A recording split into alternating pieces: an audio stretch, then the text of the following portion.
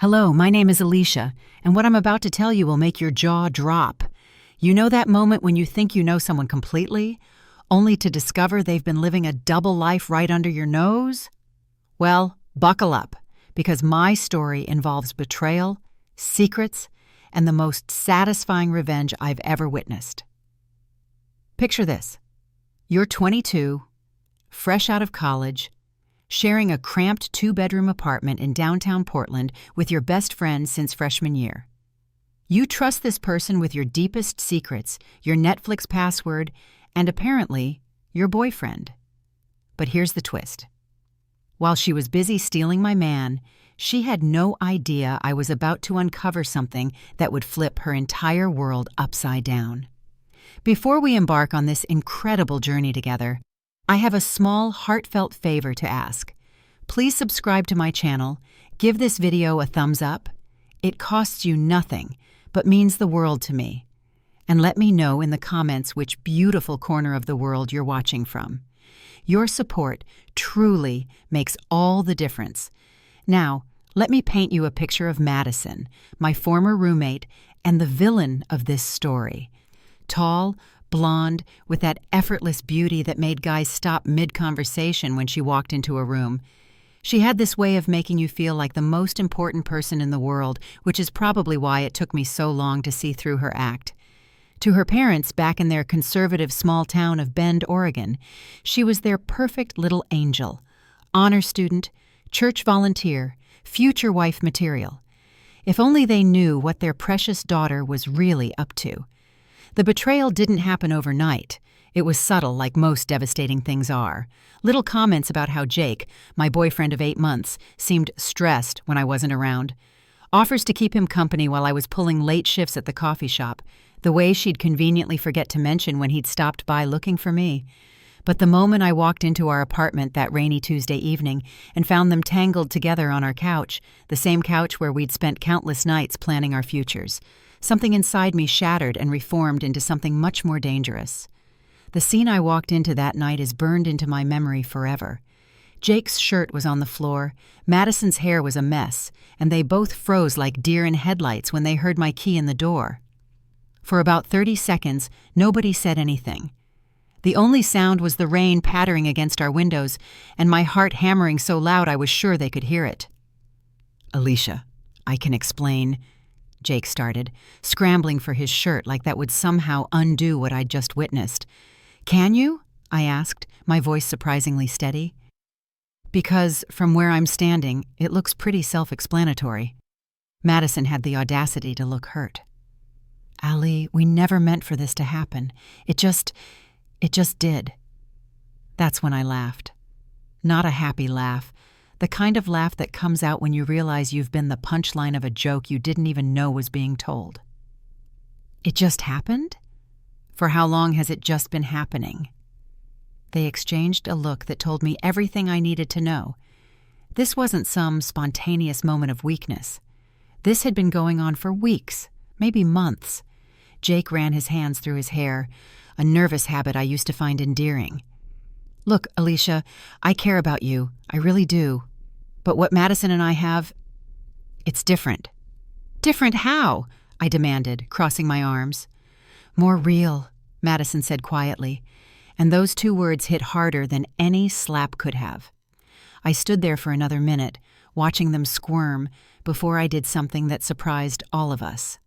I smiled. "You know what? You two deserve each other." I walked to my room, grabbed my laptop and overnight bag, and headed for the door. As I was leaving, I turned back one more time. "By the way, Madison, you might want to be more careful about what you leave lying around. You never know who might see it." The confusion on her face was priceless, but she had no idea what I was referring to. Yet. I ended up crashing at my coworker Emma's place that night. Emma was one of those friends who kept wine in her freezer for emergencies and never asked questions until you were ready to talk. After I told her everything, she was ready to march over there and key Jake's car. "The audacity of these people," Emma fumed, pacing around her tiny studio apartment. "And in your own home, on your couch." "I know," I said, staring at my phone screen. I'd been scrolling through social media, looking at all the happy photos Madison and I had posted together over the years. But Emma, I found something else out about Madison, something that changes everything. What do you mean? I pulled up the photos I'd discovered on Madison's laptop 3 weeks earlier. I'd only been looking for a document we'd worked on together for a freelance project, but sometimes the universe has other plans. What I found was Madison's secret OnlyFans account, complete with videos that would make her conservative Christian parents faint. But it wasn't just the adult content. She'd been doing escort work on the side, meeting clients in expensive hotels downtown. Emma's eyes widened as I showed her the evidence. Holy shit, Alicia. Does she know you know? Not yet, I said, a plan already forming in my mind. But she's about to. The next morning, I got a series of increasingly frantic texts from Madison. She wanted to talk things through and explain everything properly. Jake had apparently gone radio silent, which didn't surprise me. He'd always been conflict avoidant, probably hoping this would all blow over. But I wasn't ready to talk. I was ready to play a much longer game. I decided to take my time with this.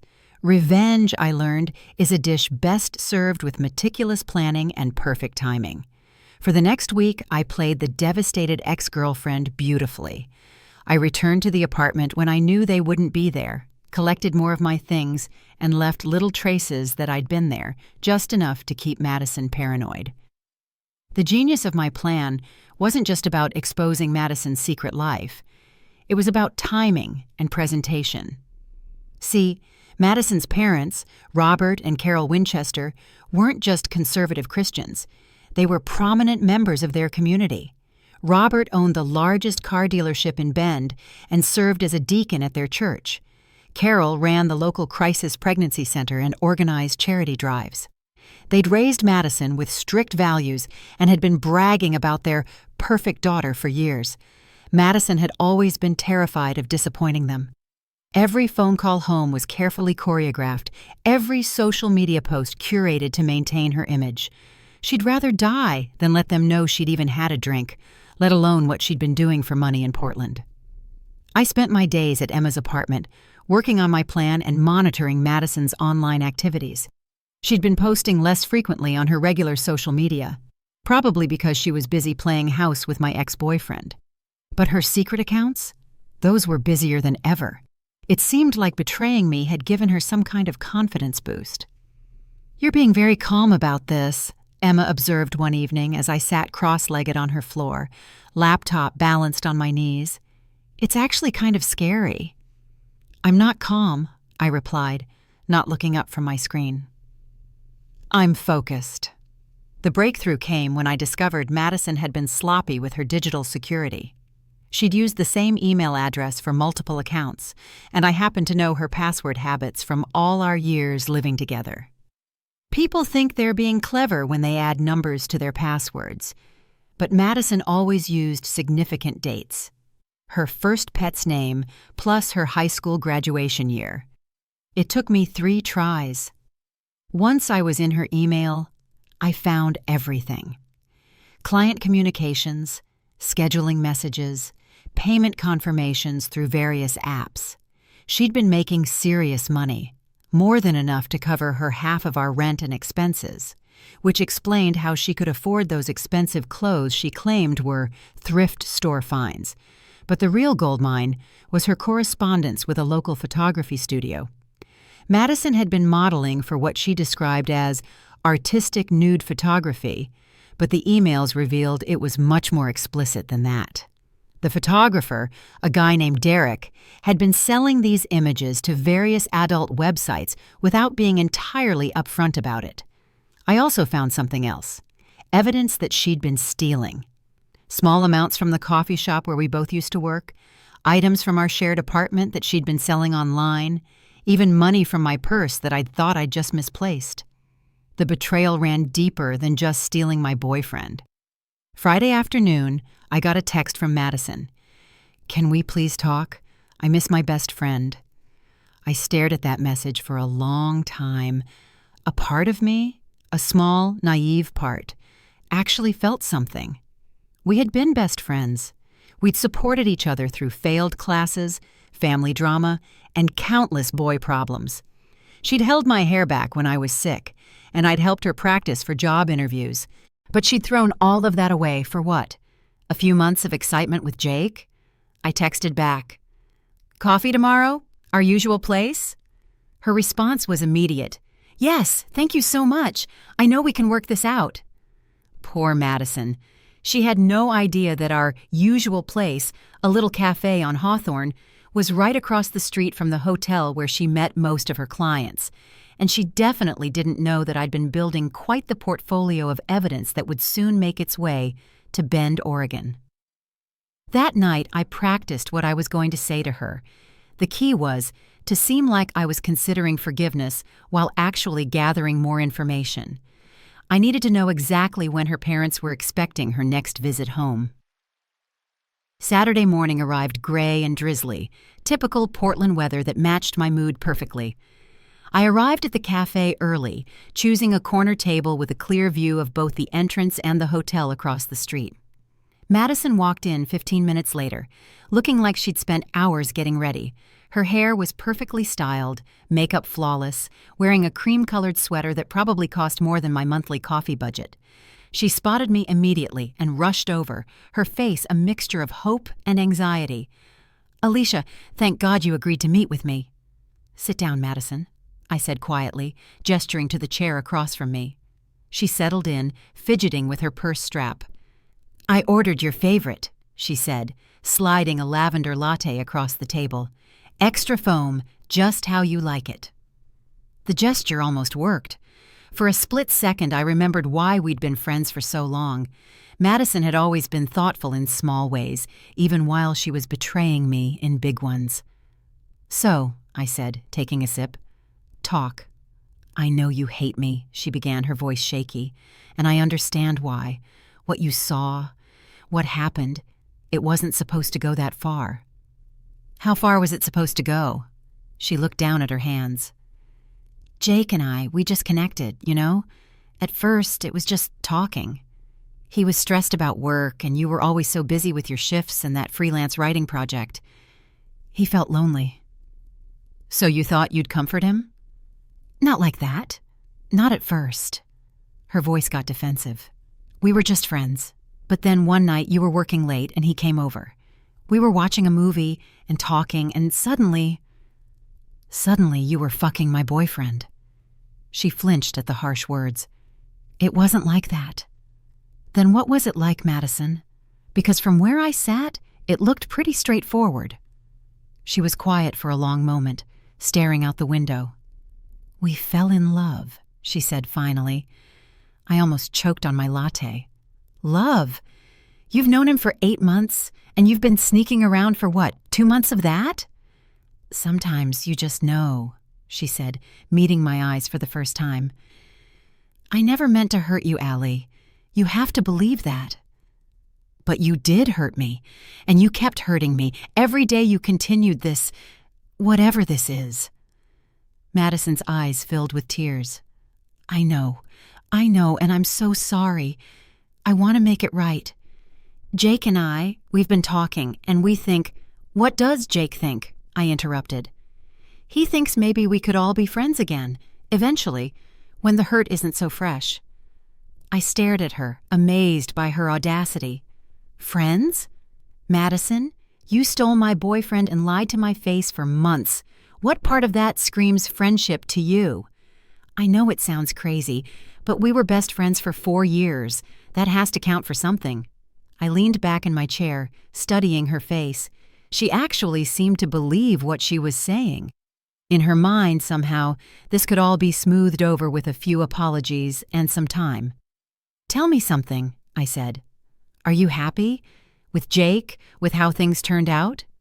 Her face brightened. "I am. I really am. He makes me laugh, and he listens to me, and he makes me feel—" "What?" "Special. Like I'm the only person in the world who matters." I nodded slowly. "That's nice. It's funny, though. I would have thought you already felt special. I mean, with all the attention you get from your other activities." The color drained from her face so quickly I thought she might faint. What? Come on, Madison. Did you really think I wouldn't find out? We shared a computer for 2 years. The transformation on Madison's face was incredible to watch. The fake vulnerability disappeared, replaced by something harder, more calculating. She knew she'd been caught, but she wasn't going down without a fight. I don't know what you think you know, she said carefully. I know about the OnlyFans account. I know about Derek and his artistic photography. I know about the clients at the Marriott downtown. I paused, watching her squirm. I know about a lot of things, Madison. She sat back in her chair, her hands trembling slightly. You went through my computer? Your laptop was sitting open on our kitchen counter with your email logged in. I saw a notification pop up from someone asking about your availability next weekend. It wasn't entirely true, but close enough. Curiosity killed the cat, as they say. So what? She said, her voice getting stronger. So what if I have a side business? It's my body, my choice. There's nothing wrong with what I'm doing. I never said there was anything wrong with it. I'm just wondering if your parents would agree. The threat hung in the air between us like smoke. Madison's face went completely white, and I saw her hands curl into fists on the table. You wouldn't, she whispered. Wouldn't I? Alicia, please. You don't understand. If my parents found out, it would destroy them. And me. It would destroy me. Like you destroyed me when you fucked my boyfriend in our apartment? She leaned forward desperately. That's different. What happened with Jake, it's complicated, but it's real. What I do online, it's just business. It doesn't mean anything. Business? I raised an eyebrow. Is that what you call Derek's photography sessions? Just business? Her mouth opened and closed like a fish. How did you... Email chains are incredibly revealing, Madison, especially when someone's not very good at digital security. I pulled out my phone and opened one of the screenshots I'd saved. Should I read this one out loud? It's from Derek to you. The client loved the last shoot.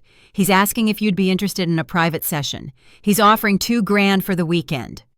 Madison lunged across the table, trying to grab my phone. Delete that. Delete all of it. I pulled my phone back easily.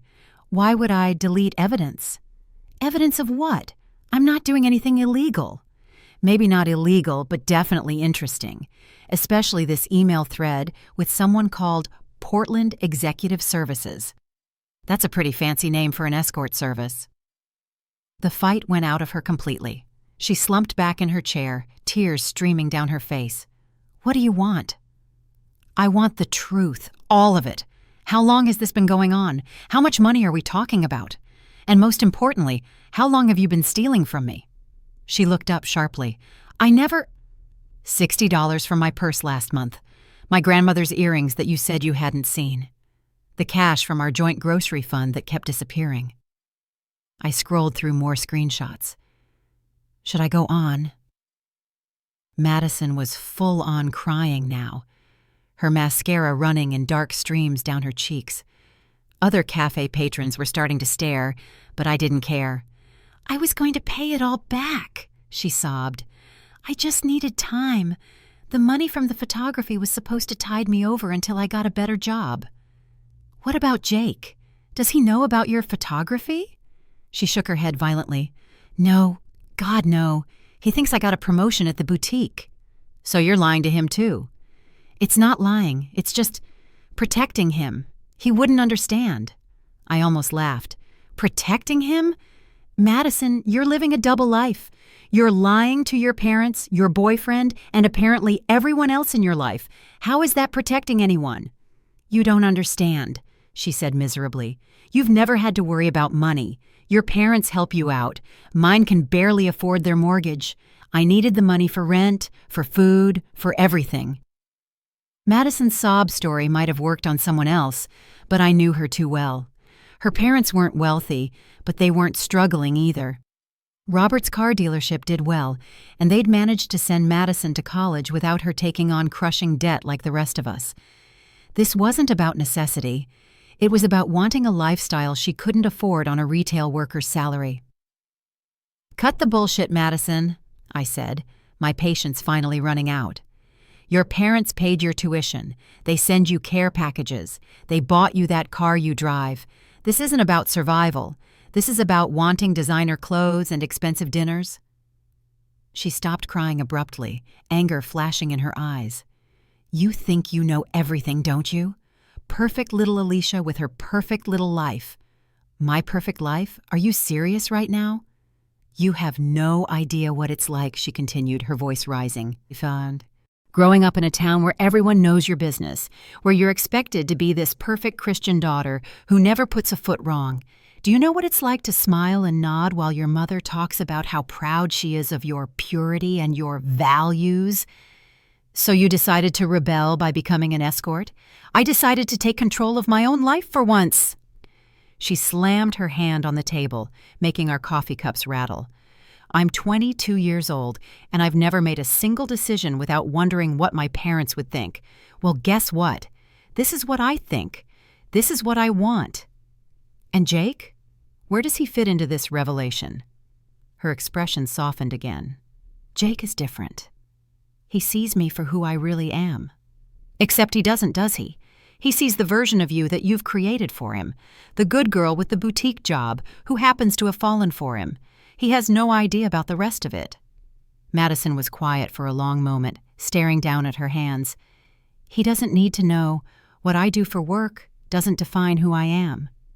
But lying about it does." She looked up at me with something like hatred. "So what's your plan, Alicia? You're going to destroy my life because I fell in love with Jake? That seems a little extreme, don't you think?" "I'm not going to destroy anything," I said calmly. "I'm just going to tell the truth." "To who?" "Well, I was thinking I'd start with Jake. He deserves to know who he's really dating, don't you think?" Madison's face went white again. "Alicia, please. If you tell Jake, he'll leave me. You know he will. He's not sophisticated enough to understand." "Understand what? That his girlfriend is a sex worker? Or that she's a liar?" "Both," she admitted quietly. I pulled out my phone again and scrolled to another screenshot. "This is from your email to Derek last week. I need to schedule around my boyfriend's work schedule. He thinks I'm at my retail job, so I need to maintain that story. You're already planning to keep lying to him. It's not that simple. It really is, Madison. You can either tell him the truth, or I will." She stared at me for a long moment, and I could practically see the wheels turning in her head. "What if I break up with Jake?" "What?" "What if I break up with Jake and tell him it was all a mistake? That I'm not ready for a relationship? Then will you keep my secrets?" I almost felt sorry for her. Almost. "You really think you can bargain your way out of this?" "I'm trying to find a solution that works for everyone. The solution is honesty, Madison. Tell Jake the truth about what you do. Tell your parents. Stop living this double life." "I can't do that." "Then I guess we don't have anything else to talk about." I stood up, leaving my half-finished latte on the table. Madison grabbed my wrist as I turned to leave. "Wait, please. Just give me time to figure this out." I looked down at her hand gripping my wrist, then back at her tear-streaked face. For just a moment, I felt the weight of our 4-year friendship pressing down on me. We'd been through so much together. Late-night study sessions, breakups, family drama, the stress of finding jobs after graduation. But then I remembered walking into our apartment and seeing her with Jake. And that moment of weakness passed. "How much time?" I asked, not pulling away, but making no move to sit back down. "A week. Just give me a week to figure out how to handle this." "Handle what exactly?" "Jake, my parents, everything." She let go of my wrist and wiped her eyes with the back of her hand. "I know I messed up, Allie. I know I hurt you, and I'm sorry. But destroying my life won't bring Jake back to you." "This isn't about getting Jake back," I said, though part of me wondered if that was entirely true. "This is about consequences. You made choices, Madison. Adult choices. Now you get to deal with adult consequences. But my parents will find out who their daughter really is. Maybe that's not such a bad thing. I started to walk away again, but her voice stopped me. What if I can make it right? I turned back. How? The money I took from you, the lying, Jake. What if I can fix all of it? Despite myself, I was curious. I'm listening. I'll break up with Jake tonight. I'll tell him it was all a mistake, that I got caught up in the excitement of something new but realized I still have feelings for my ex back home. And I'll pay you back every penny I took, with interest, and I'll move out of the apartment so you can have your space back. I sat back down slowly. What about your side business? She was quiet for a long moment. I'll shut it down. The OnlyFans, the photography, all of it. Just like that? Just like that. I studied her face, looking for signs of deception. And in return, you keep my secrets. You don't tell my parents. You don't tell Jake. You don't tell anyone. It was tempting, I had to admit. Part of me wanted to take the deal and move on with my life. Jake clearly wasn't the person I thought he was if he could be so easily swayed by Madison's attention. Maybe I was better off without him. But then I thought about all the lies, all the manipulation, all the months of secret betrayal while she smiled to my face and pretended to be my best friend. No, I said finally. No? No deal. You want to break up with Jake and move out? Fine. You want to shut down your online business? That's your choice. But I'm not going to pretend this never happened just because you're sorry you got caught. Madison's composure cracked again. Please, Alicia, I'm begging you. If my parents find out about this, it will kill them. My dad has heart problems. My mom just got through a bout with depression. This kind of scandal in their community, it would ruin them. Then maybe you should have thought about that before you started lying to them. I was young and stupid and broke. You're still lying to them now. Right now, today, you're lying to them about who you are and what you do. When are you planning to stop being young and stupid? She had no answer for that.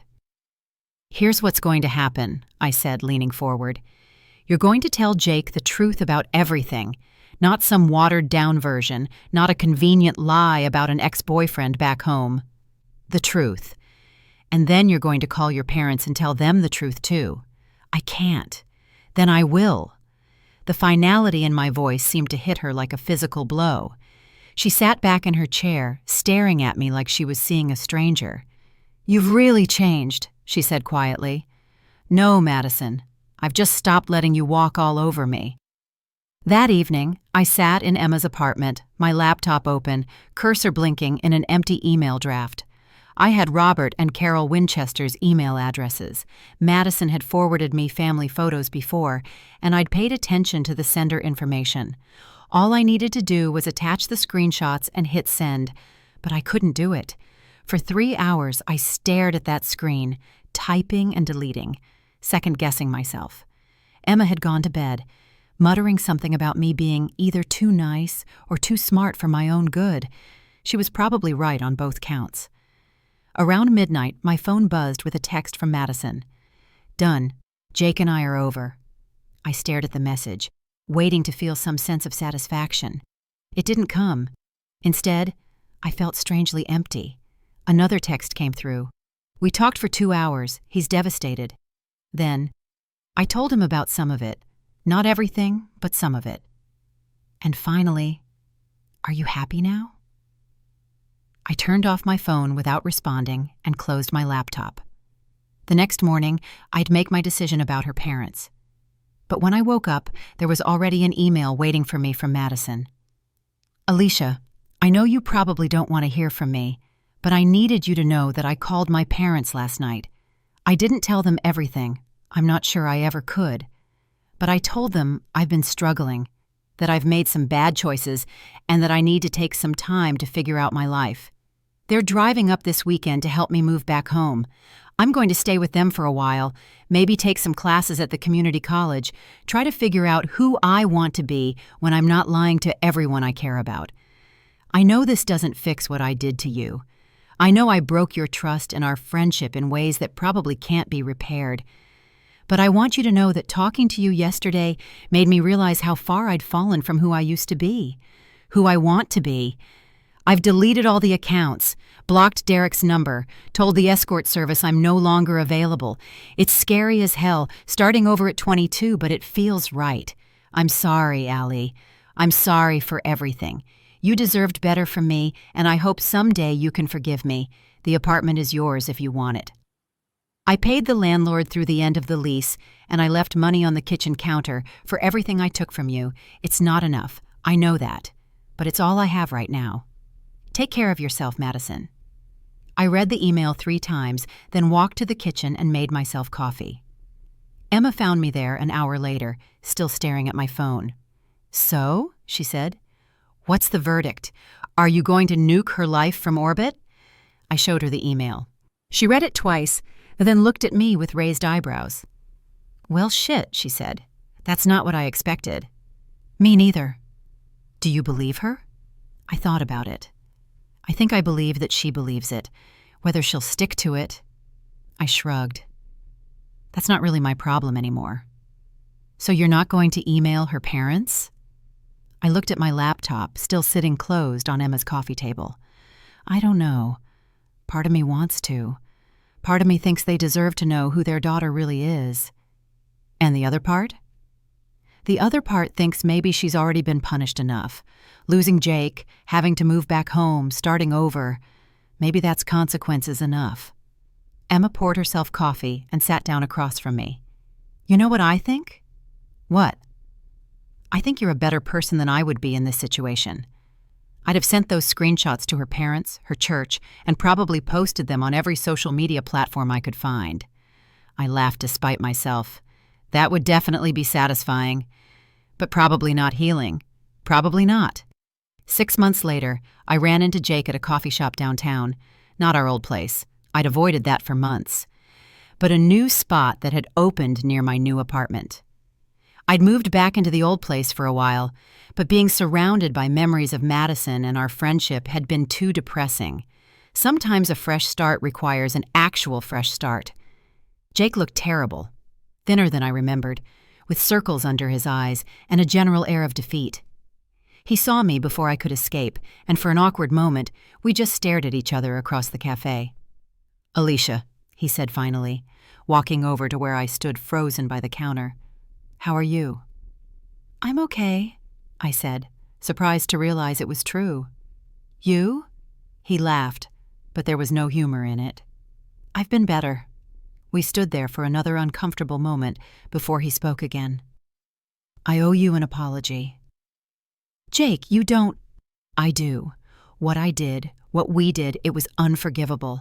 I was a coward and an asshole, and you deserved so much better. I looked at him, really looked at him, and realized I felt nothing. No anger, no hurt, no residual love. Just a kind of distant pity. We both made mistakes, I said. Madison told me some things before she left, about her other life. I had no idea. I know. Did you? No, I mean? I nodded. I found out by accident. I probably should have told you sooner. He was quiet for a moment. Would it have made a difference? If I'd known? I don't know. Would it have? He considered this. I think I was so caught up in the excitement of it all. The secrecy, the feeling of being wanted.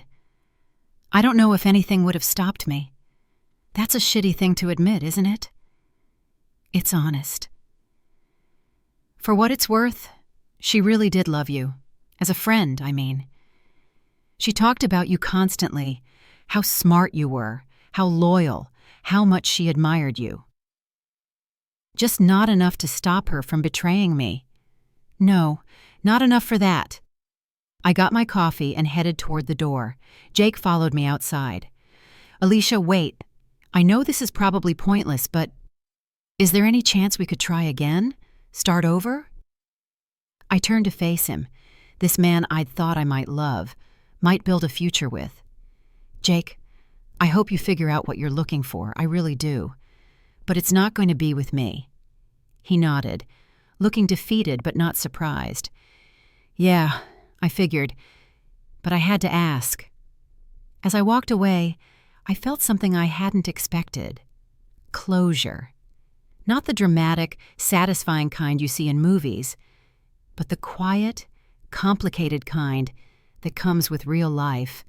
Jake wasn't evil, just weak. Madison wasn't a monster, just lost.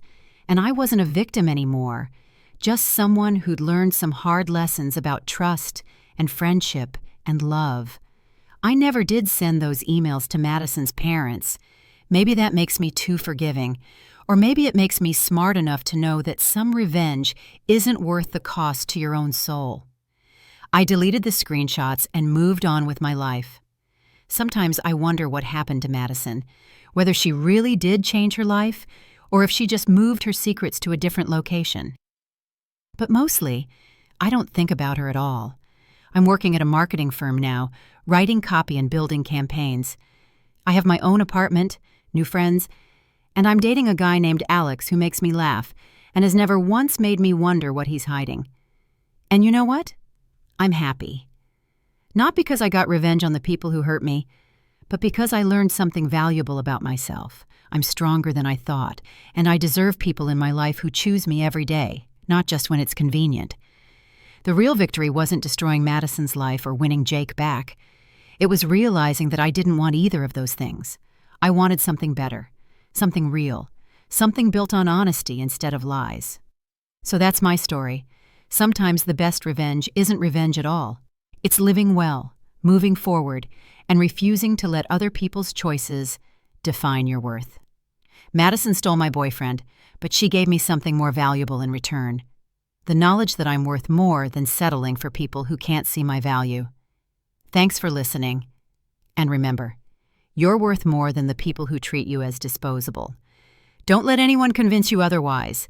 If you enjoyed this story, let me know in the comments what you would have done in my situation. And don't forget to subscribe for more real-life drama and life lessons. Until next time, take care of yourselves.